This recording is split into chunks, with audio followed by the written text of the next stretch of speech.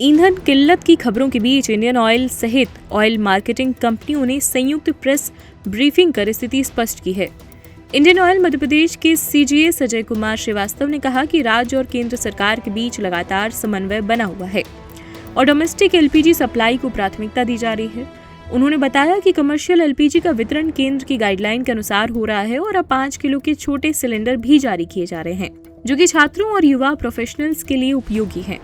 अधिकारी ने बताया कि मध्य प्रदेश में 95% एलपीजी बुकिंग डिजिटल माध्यम से हो रही है, जिनसे साथ ही ओएमसी ने निगरानी टीम गठित की है, जिन्होंने अब तक 2400 से ज्यादा छापेमारी कर 3500 से ज्यादा सिलेंडर जब्त किए हैं और साथ ही 10 एफआईआर भी दर्ज की है। उन्होंने स्पष्ट किया है कि प्रदेश और देश में एलपीजी की कोई भी कमी नहीं है तथा स्टॉक पर्याप्त मात्रा में उपलब्ध है। प्रदेश में वर्तमान में 2,04,16 घरेलू और 566 औद्योगिक एलपीजी कनेक्शन सक्रिय हैं। वहीं पेट्रोल डीजल की आपूर्ति भी पूरी तरह सामान्य है। मध्य प्रदेश में 7,100 से ज्यादा रिटेल आउटलेट्स, 4 टर्मिनल और 13 बल्क डिपो के माध्यम से सप्लाई सुचारू रूप से जारी है। प्रतिदिन 8,000 किलोलीटर पेट्रोल और 16,000 किलोलीटर डीजल की आपूर्ति हो रही है, जो पहले की तुलना में और भी अधिक है। अधिकारियों ने बताया कि विभिन्न स्थानों पर पाइपलाइन और रेल मार्ग से ईंधन पहुंचाया जा रहा है। बढ़ती मांग को देखते हुए किसी प्रकार की समस्या नहीं है। उन्होंने आम जनता से अपील की है कि किसी भी अफवाह पर ध्यान न दें और पैनिक बाइंग से बचें। साथ ही जून तक मिशन मोड पर कार्य करने के निर्देश भी जारी कर दिए गए हैं। देखिए, एग्रीकल्चर सीजन तो ऑलरेडी चालू हो गया है। मैंने आपको बताया कि हमने एडिशनल डबल भी जो डिमांड थी वो भी आसानी से मीट की। अभी तो मैं आपको जस्ट बताया कि पेट्रोल की डिमांड में कोई खास फर्क आया नहीं है, क्योंकि पेट्रोल कंजम्पशन में सीजन के साथ वेरिएशन ज़्यादा नहीं होता है। तो पेट्रोल तो पहले भी 8,000 KL पर डे था, अभी भी 8,000 KL पर डे है। डीजल फरवरी के माह में हम देखें तो लगभग 12,000 था, जो कि अभी हमारा 16,000 के आसपास हम दे रहे हैं।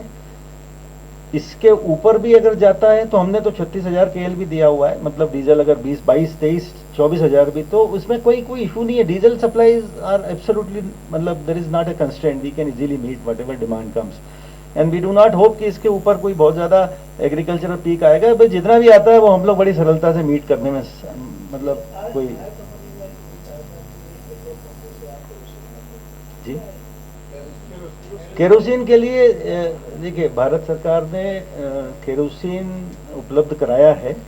पिछले हमको लगभग 2,400 KL एडिशनल, मध्य प्रदेश तो केरोसिन फ्री स्टेट है, 2,400 KL उन्होंने केरोसिन उपलब्ध कराया है कि अगर आवश्यकता हो तो केरोसिन का भी हम लोग मतलब विक्रय कर पीडीएस में हम लोग रूरल इलाके में या जहाँ भी इसकी आवश्यकता है वो करें, वो दे सकते हैं। वो अलोकेशन उपलब्ध है। अभी उसकी रिक्वायरमेंट कलेक्टर से मांगी गई थी, लेकिन फिलहाल हमारे पास या हमारे डिस्ट्रिक्ट कलेक्टर्स के पास केरोसिन की ऐसी कोई रिक्वायरमेंट आई नहीं है, क्योंकि केरोसिन का कोई बहुत ज़्यादा अभी मतलब चूंकि उपयोग नहीं था पिछले 2.5-3 बरस से, चूंकि केरोसिन फ्री स्टेट है तो उसका कोई ट्रैक्शन अभी नहीं है, तो कोई इसलिए केरोसिन की हमारे पास अभी तक डिमांड नहीं है। लेकिन भारत सरकार की तरफ से एलोकेशन उपलब्ध है और प्रदेश सरकार ने भी डिस्ट्रिक्ट कलेक्टर्स को ये बता दिया है कि ये अवेलेबल है। अगर कहीं रिक्वायरमेंट आती है पीडीएस के क्षेत्र में तो आप बताएं, उसको हम मीट करने में तत्पर हैं। वो नेटवर्क आती है तो उसमें भारत सरकार ने उसमें एक मॉडल बनाया हुआ है कि उसको हम हमारे जो डीलर्स थे पुराने, उनके माध्यम से दे सकते हैं। उनके माध्यम से जो पुराने रिसेलर्स होते थे, मतलब पीडीएस के जो शॉप्स होती थी, वहाँ भी दिया सकता है। अन्यथा अभी उन्होंने पेट्रोल पंप्स पर भी अलाउ कर दिया है कि अगर चाहें तो कोई बड़े पेट्रोल पंप हैं जहाँ अगर इस जगह अवेलेबल है तो एक शेड बना के 5,000 लीटर तक आप रख सकते हैं और वहाँ से आप डिस्ट्रीब्यूट करा सकते हैं। नहीं, प्लान तो देखिए, रिक्वायरमेंट आएगी तो हम तो देने के लिए तैयार हैं।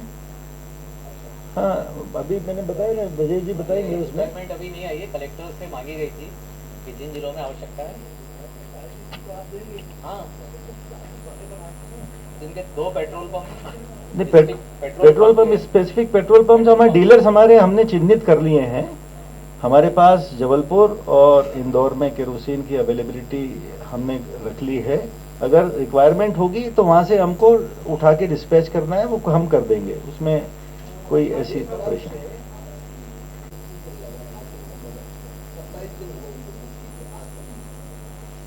देखिए, मैं उसमें मतलब यही कहना चाहूँगा कि कोई अगर स्पेसिफिक केस है, क्योंकि हमारे पास भी जो बैकलॉग की हम लोग निरंतर मॉनिटरिंग कर रहे हैं और कोशिश हमारी ये रहती है कि फीफो बेसिस पे, first in first out basis पे सप्लाईज निकलें।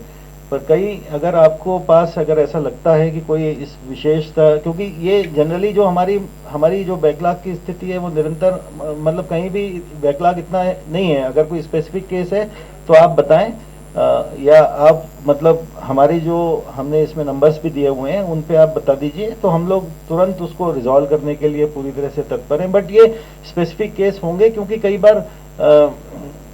बार क्या होता है कि मतलब कई कस्टमर्स के नंबर्स वगैरह चेंज नहीं होते। कई बार हमने ये भी देखा है कि कभी जाते हैं तो वो उस समय मिलते नहीं हैं, डिलीवरीज हो नहीं पाती हैं। लेकिन फिर भी कोई है तो हम लोग पूरी तरह से तत्पर हैं, आप बताइए, उसको हम लोग निराकरण करेंगे।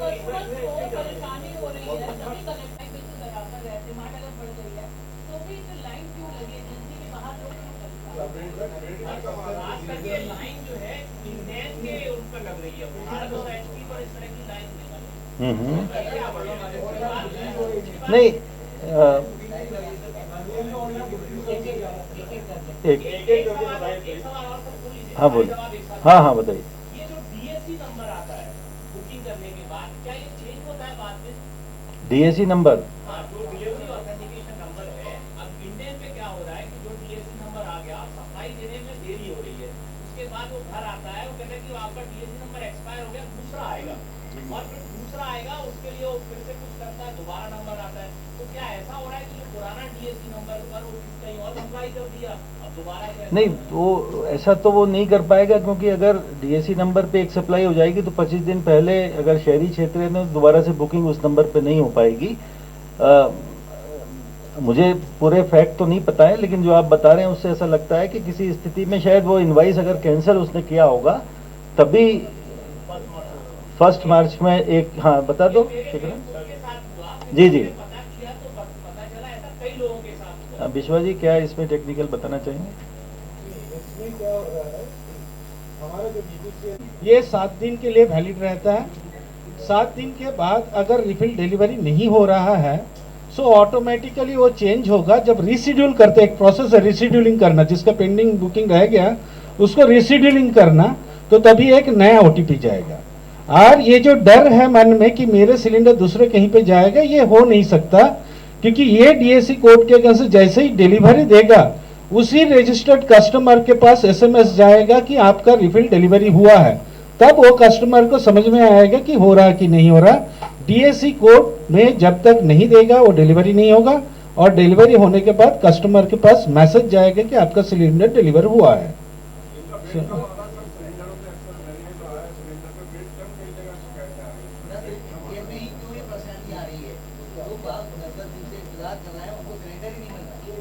ना सिलेंडर जो बुकिंग किया जा रहा है, मैं एक स्टैटिस्टिक्स बता रहा हूं कि हम बीपीसीएल में जब देख रहे थे करीबन 10, 11, 12 तारीख को सर्ज बुकिंग था।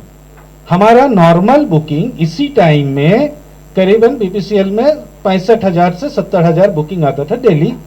उस कुछ दिन करीबन 1.5 लाख, 1,40,000 3-4 दिन में बुकिंग आया। आज बुकिंग स्टेबल हो गया। अच्छा, बुकिंग में अभी क्या है, जैसे बोला गया, साहब ने बोले कि शहरी वितरक को, शहरी कस्टमर के लिए 25 दिन के लिए रखा गया है, और गांव के कस्टमर के लिए 45 दिन के बुकिंग का रेस्ट्रिक्शन रखा हुआ है। ये भी रेस्ट्रिक्शन मान्यता नहीं रखता, क्योंकि हम जब देखते हैं कि पूरा शहरी क्षेत्र में एक आदमी को साल में एवरेज 7 सिलेंडर लगता है, और गांव के साइड में हम जब जाते हैं एवरेज जो सिलेंडर लगता है 4 से नीचे है। सो ये 45 दिन का भी ये करने के बावजूद भी उसको सफिशिएंट सिलेंडर मिलना चाहिए। और कुछ जेन्युइन कोई एक आध कस्टमर का कोई प्रॉब्लम आ रहा कि मेरे बुकिंग नहीं, अभी तक सिलेंडर नहीं आया, उसके लिए सीसीएस पोर्टल है, कस्टमर कॉल कर सकता है। हम डेली उसको रिव्यू, सेपरेट टीम है, रिव्यू करता है कोई इंडिविजुअल कस्टमर का प्रॉब्लम है कि नहीं, फिर उसको सॉल्व करता है। सर आपके पास ऐसा कोई डेटा है कि उसी डर में रहते हैं कि ऐसा नहीं हो कि नहीं, मैंने आपको बताया, देखिए, नहीं, मैं आपको बता दूंगा। नहीं, देखिए, मैं आपको यही सुनिश्चित करना चाहता हूँ कि देखिए, पेट्रोल आप लगभग जो हमारे डिपोज हैं इसमें 12 से 15 दिन, 10, 12, 15 डिपेंडिंग ऑन उतना स्टॉक हमारे पास दिनों का रहता है।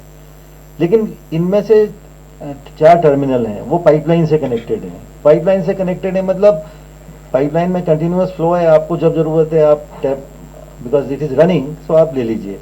तो ऐसी स्थिति में जो सामान्य हमारी इंडस्ट्री की गाइडलाइंस है उनके अनुसार हमने स्टॉक रखा हुआ है। वो बाकी स्टॉक तो बैकएंड यानी रिफाइनरीज से और जो दूसरे हब्स हैं वहां से आता है और वो रिप्लेनिश होता रहता है। तो इसलिए प्रदेश में ये चिंतित होने की कतई कोई जरूरत नहीं है कि यहाँ पर, मतलब जैसा आप कहना चाह रहे हैं, जो मैं समझ पा रहा हूँ कि यहाँ 2 महीने का स्टॉक उपलब्ध हो या 3 महीने का, ऐसा कहीं होता नहीं है, क्योंकि इंडस्ट्री बेसिस पे जो स्टॉक की गाइडलाइंस है उसके हिसाब से हम रखते हैं। बाकी वो कंटिन्यूअसली रिप्लेनिश होता रहता है। देखिए, आपने देखा 1 महीने में हमने फीड किया है, ये फीड हम इसीलिए कर पाएंगे कंटिन्यूअसली हमारे पास बैकएंड से जो हमारी सप्लाई लॉजिस्टिक्स मतलब ऑयल कंपनीज ने डेवलप की हुई है, निरंतर रेलवे से या पाइपलाइन के माध्यम से इन डिपोज और टर्मिनल्स पे स्टॉक निरंतर आता रहता है और रिक्वायरमेंट के हिसाब से हम उसको फीड करते रहते हैं।